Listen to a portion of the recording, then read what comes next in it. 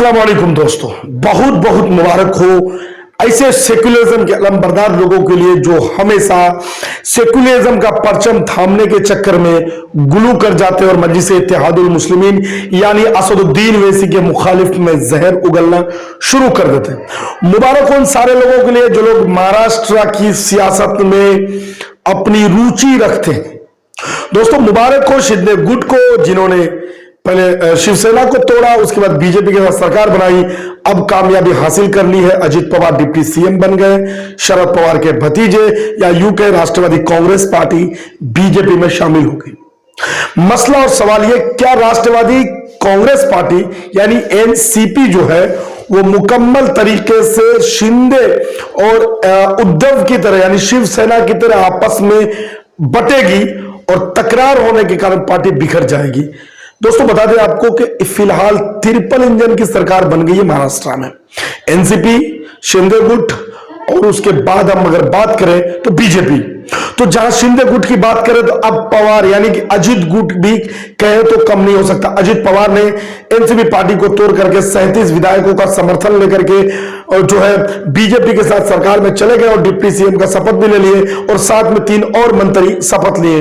हसन मुशर्रफ जो है वो मुस्लिम मंत्री की बात करें, एनसीपी की तरफ से हसन मुशर्रफ उन्होंने भी जो है मंत्री पद का शपथ लिया है महाराष्ट्र में।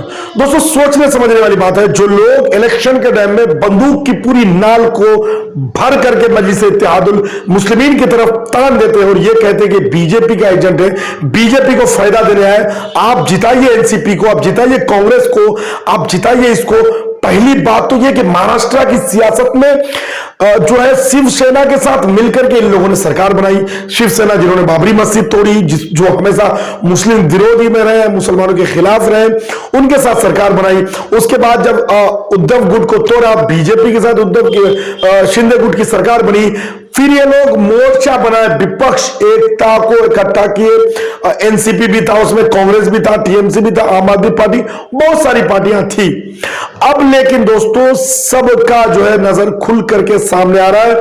अब एनसीपी जो है वो बीजेपी के साथ चली गई है। इनके जो सेक्युलर अलमबरदार थे, सेक्युलरिज्म के नाम पर झंडा लेकर दौड़ते थे जो लोग शख्स, उन लोगों के लिए बड़ा मैसेज है कि इनका आका, इनका सेक्युलर रहनुमा, इनका सेक्युलर नेता वो बीजेपी के साथ सरकार में शामिल हो गए हैं। दोस्तों ये बड़ी अपडेट है।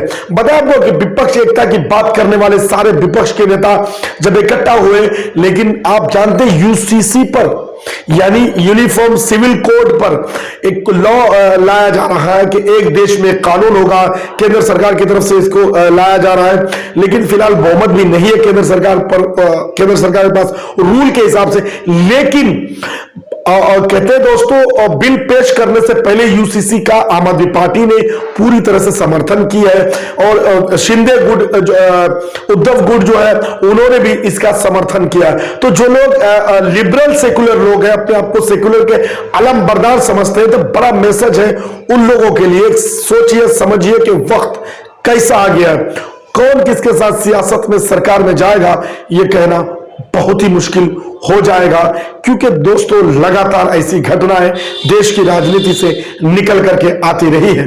पहले उद्धव के साथ, फिर शिंदे के साथ, अब बीजेपी के साथ, शिंदे गुट के साथ मिलकर के एनसीपी सरकार जा रही है, जो कि हमेशा अपने आप को सेकुलर का अलमबरदार कहने वाली एनसीपी जो है वो बीजेपी के साथ सरकार में शामिल हो गई है। कैसा लगा अपडेट आप कमेंट बॉक्स में जाके